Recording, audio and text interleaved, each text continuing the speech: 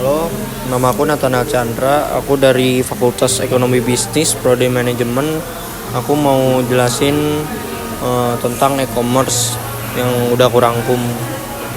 E-commerce atau electronic commerce adalah aktivitas jual beli dengan memanfaatkan perangkat teknologi dan internet. Menurut para ahli, e-commerce adalah proses menjual dan membeli suatu produk secara elektronik oleh konsumen dari suatu perusahaan ke perusahaan lainnya melalui transaksi bisnis yang terkomputerisasi.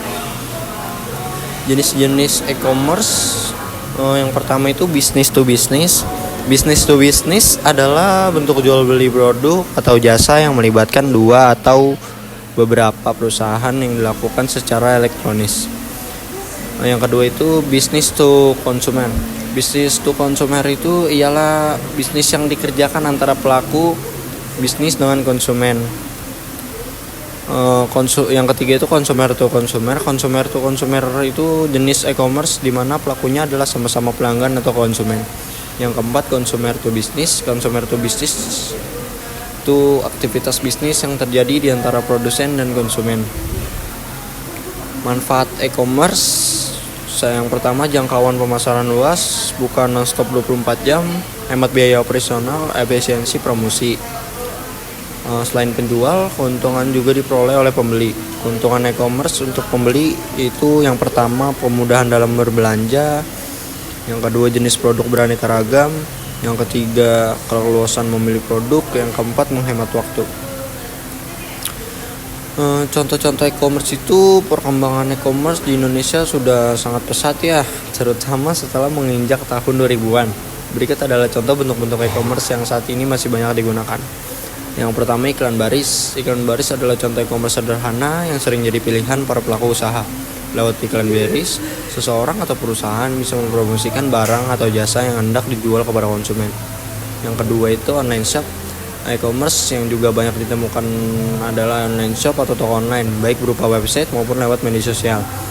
E-commerce berbasis medsos lebih sering dilakukan oleh perorangan atau individu, sedangkan perusahaan yang lebih besar biasanya memiliki website sendiri untuk menjual produk-produknya. Marketplace. Marketplace perantara antara penjual dan pembeli di dunia maya. Situs marketplace bertindak sebagai pihak ketiga dalam transaksi online dengan menyediakan tempat berjualan dan fasilitas pembayaran.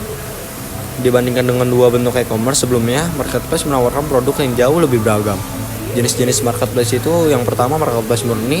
Kerjasama marketplace murni adalah ketika situs marketplace-nya hanya menyediakan lapak untuk berjualan dan fasilitas pembayaran. Penjual yang melakukan kerjasama marketplace diberikan keleluasan lebih banyak dibandingkan kerjasama konsiansi. Penjual berkewajiban untuk menyediakan deskripsi dan foto secara mandiri. Selain itu, penjual juga dapat menerima penawaran harga dari pembeli. Jadi, sebelum melakukan pembayaran, pembeli dapat melakukan penawaran harga kepada penjual.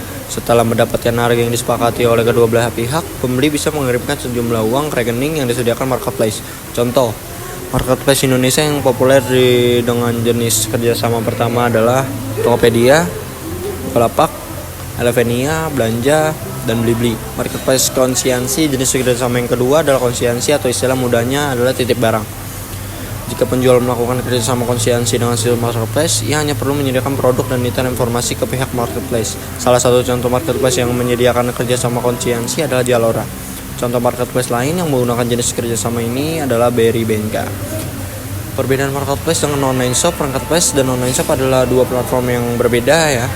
Perbedaan utamanya terletak pada perantara. Marketplace adalah perantara yang menghubungkan para penjual dengan pembeli, sedangkan online shop atau toko online tidak memerlukan perantara. Penjual langsung menjual produknya di platform mandiri kepada pembeli, jadi tidak ada perantara sama sekali. Berjualan melalui online shop atau toko online menuntut Anda untuk lebih mandiri. Anda perlu membuat website, mengelola pemasaran melalui media sosial, dan langsung berurusan dengan konsumen. Walaupun begitu, dengan mengelola website toko online sendiri memiliki keuntungan lebih banyak dibandingkan hanya berjualan melalui marketplace. Terlebih lagi jika Anda sudah mempunyai mereka sendiri. Berikut adalah rangkuman yang saya rangkum dari e-commerce. Assalamualaikum warahmatullahi wabarakatuh. Terima kasih.